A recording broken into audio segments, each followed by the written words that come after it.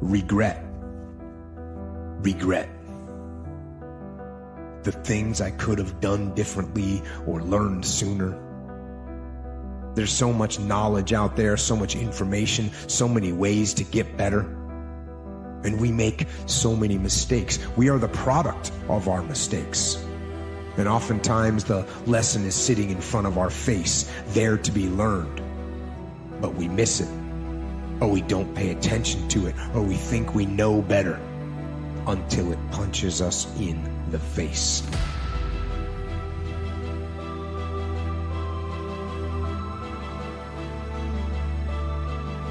Life, I've discovered, always sends you scenarios perfectly designed to teach you the lessons you most need to learn to get to your next grade of growth. Things never unfold for your failure. Everything always happens in your favor. And we are most alive when we are closest to our fears. Between the acting of a dreadful thing and the first motion, all the interim is like a phantasma or a hideous dream. Between the acting of a dreadful thing, between the moment when you are waiting to do something that you don't want to do, and the first motion, and the moment when you initiate the action, all the interim, the whole time you are waiting to take that action, is like a phantasma or a hideous dream, is like an evil specter, an apparition, a nightmare. So the battle, the struggle, the hesitation takes place in that moment. And I want to tell you right now, you can't allow nothing to kill that from you. You gotta be like a lion for your goals. You gotta be like a lion for your dreams. You gotta be like a lion for your vision. You gotta be like a lion for the best you. You gotta be like a lion for your greatness. Think of every hard thing you've ever been through. When enough time passes, it gets easier to deal with. It may not permanently go away, but it gets small. It gets real small in the rear view. And occasionally you'll be upset about it, but most of the time you kind of don't even think about it. The point is this: when that time comes, when the time comes where this huge event to you right now is very small in the rearview mirror, do you want to be in a better place than you are right now, or do you want to be in a worse place than you are right now? Because here's the thing: time is going to pass, and time will help heal the wound. You don't like procrastination, but if you feel like you need a break, that is the one thing you should procrastinate. Taking a break is the one thing I put off until tomorrow. You won't need that rest. Chances are you will realize that the desire to rest was just weakness. It was the desire to take the path of least resistance, the downhill path, the downward path. This delusion we've sold people on that getting what you want is going to make you happy. You know, so you could call success getting what you want. I don't define it that way, but that's how most people do. But then there's fulfillment. And fulfillment is living what you're made for. It's like, I think the biggest challenge people have, and the reason they're not able to respond to challenges, they're just thinking about themselves, and it's not that hard to meet your own needs. I am born with a purpose. I am born to do something significant. I am born to do anything but fail. I have been born for such a time as this because there is a leader needed, and I'm willing to lead.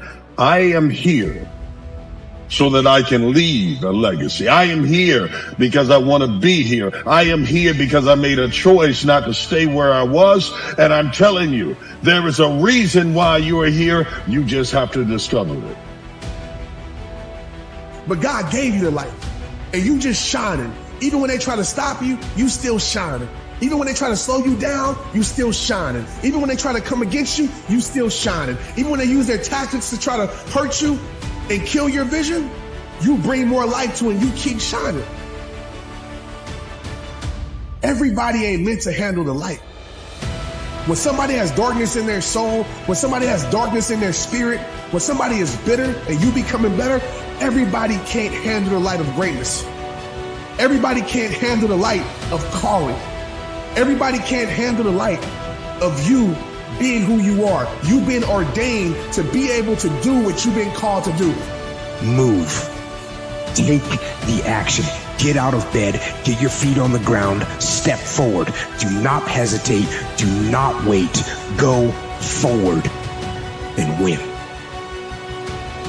As I see so many people give away their vision, I see so many people stop going hard for their dreams. I see so many people not unwrapping their gifts.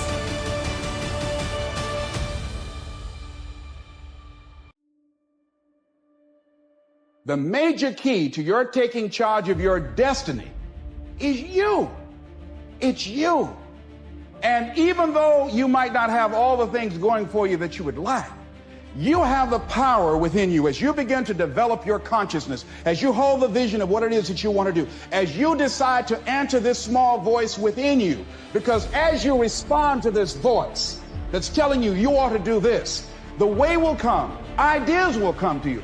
You will begin to attract things you need and things that you don't even know that you need right now. Inside of every man and woman is a fire, and this fire burns very bright.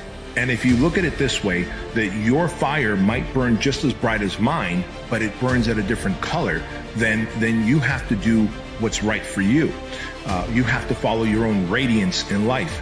And when people tend to start living other people's dreams out, why is that? Because you are not living your radiance. You are not listening to your radiance. You are living someone else's dreams that they have for you.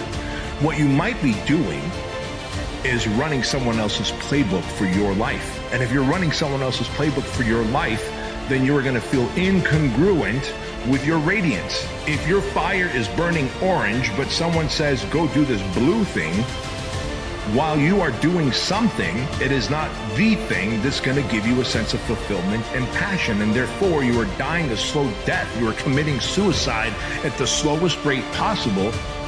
If each day you do difficult things and make these daily optimizations, each day through the doing of micro difficulties, you build greater self-respect. And as you build greater self-respect, you fall in love with yourself. It's a great way to build self-love. I mean, one of the tactics to remember is, how do you grow self-love?